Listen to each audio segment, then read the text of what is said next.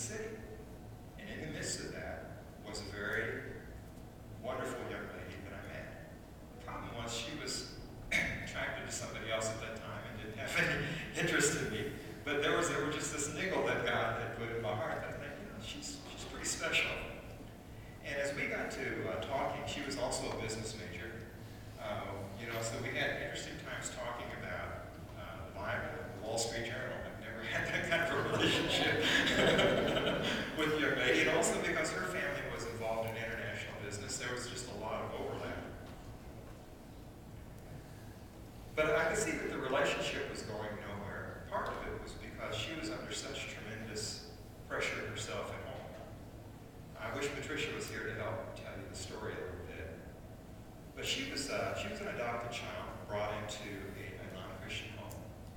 That God had somehow reached down into that home and drew her to himself.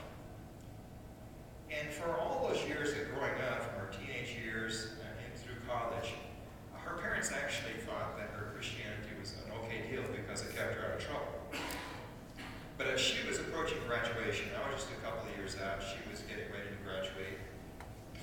Her dad, who was a very, very prominent Dallas businessman, that Christmas, before she graduated, she went back to the house, and her mom said, hey, your dad's got something for you when you get in the door, when he comes home. And she didn't know what that meant. And so she waited, and he drove in with his brand spanking new Mercedes 450 SLK, and he tossed her the keys. And he said, this is yours. But the message is really clear. You're getting ready to finish. You've been groomed all your life to take over the family empire. And this is the bonus, the signing bonus to seal the deal. And she said, Dad, I don't know that that's what God wants me to do. And there was kind of a stunned silence and an outburst of anger.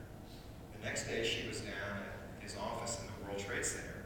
And as he was walking out the door, in escalators, he said, Patricia, he says, you've always been first in my life. And now it's your turn to make me first in your life. You can make me first in your life, but God first in your life, but you can't have it both ways. You're going to have to choose either God or me. If you choose God, don't ever come home. Well, when I saw her after that, she was absolutely devastated, as you could imagine, wondering what she was going to do. And neither of us you can see, come out of really functional families, you know. But she began to pray. And spent an incredible amount of time in the scriptures because her class schedule was really light. And God just said, I just want you to spend time with me thinking about this. And as we went through it, I came alongside of her and we were praying. I thought, we probably don't have any other relationship other than the fact that I'm probably the one person in the world that can actually understand that family, her situation, the depression that she's in. And I thought, God, if that's what I'm here for, it's a privilege to serve somebody that you think is this precious and so important to you. Well, long story short, we did end up getting engaged. And so, was that?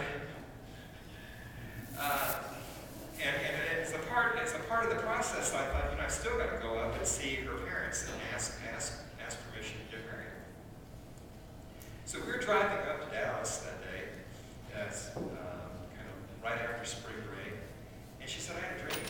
And I said, oh, is that right? She said, yeah. She says, well, we were in my dad's office, and you walked up to ask him, and he opened his drawer, and he pulled out the gun that he has in his drawer, and he shot you.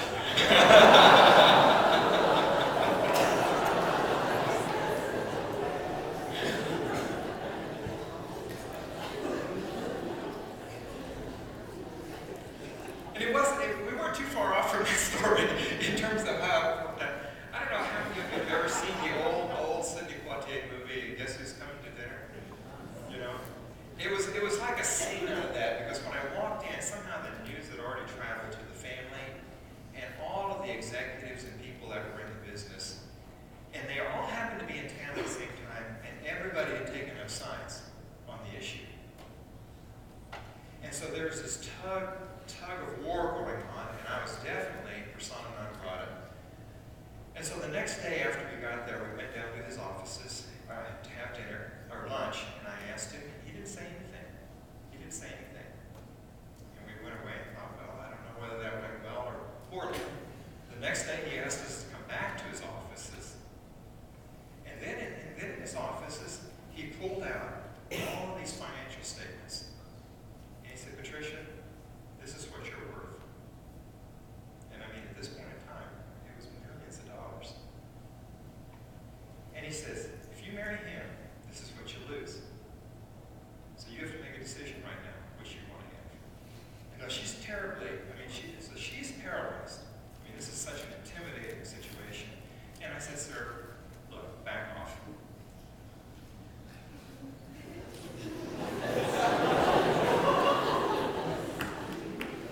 We both love and care for her a lot. And we're not going to pressure her to make a decision under these kinds of circumstances. We're going to give her all the time she wants to make the decision that she wants. And then whatever she agrees to, you and I'll agree to. So it's more like a business negotiation than asking for hand in marriage, you know. So we went out to a park, and she cried for the next 2 hours, you know. But then we came back, and we got married. We said we were going to get married, and they said, fine, we'll put on the wedding. And they put on an absolutely spectacular wedding. But up to the morning of the wedding even, they were saying, look, we can call this off right now if you want to. We can call this off right now if you want to. And 2 weeks after the wedding, we flew back, and she signed all the legal documents that disinherited her family.